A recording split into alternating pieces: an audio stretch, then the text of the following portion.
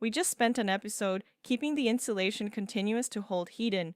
The same continuity does a second job, and this one quietly wrecks walls if you get it wrong.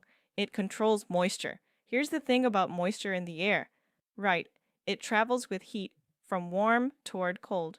So in winter, the warm, slightly humid air inside your rooms is constantly trying to push outward through the wall toward the cold side. Now follow a bit of that vapor on its way out. If nothing stops it, it drifts into the assembly, and as it moves outward, the wall gets colder and colder. At some point, it reaches a specific temperature called the dew point. Look, that's the temperature where vapor can't stay a gas anymore and condenses into liquid water. And now you've got a real problem. There's liquid water sitting in the middle of your wall, in a spot you never wanted water. Anything in there that can rot, rust, or just stay damp starts to suffer. Wood decays, steel corrodes, insulation loses its value. So, all from vapor that quietly drifted in and hit its dew point. The defense is the vapor barrier, and there's one rule about it the exam really wants you to know. It goes on the warm side of the insulation. The whole idea is to stop the vapor before it ever reaches the cold zone where it would condense.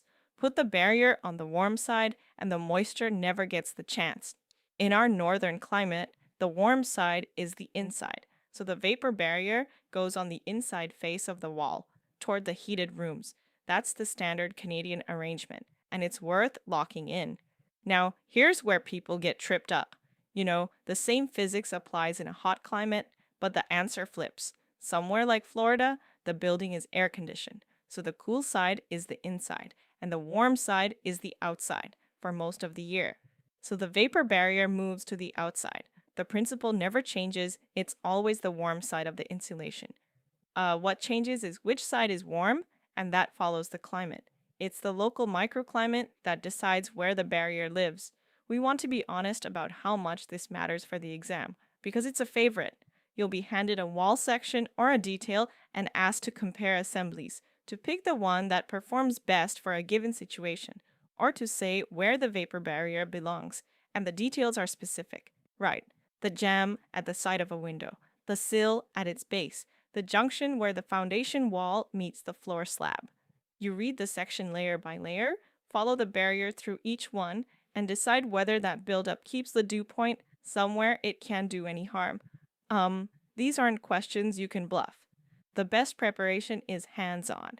Time in the office, building these details and comparing one wall against another is what makes them quick and obvious when they show up under exam pressure. So keep it simple. Vapor rides heat from warm to cold. Let it reach the dew point inside the wall, and it turns to water where you least want it. Stop it with a vapor barrier on the warm side of the insulation, inside in the north, outside in the hot south, and you've protected the assembly from the inside out. Next time we turn around and face the weather head on. Bulk water, driving rain, and the rain screen wall that's built to drain and dry instead of pretending to be perfectly sealed.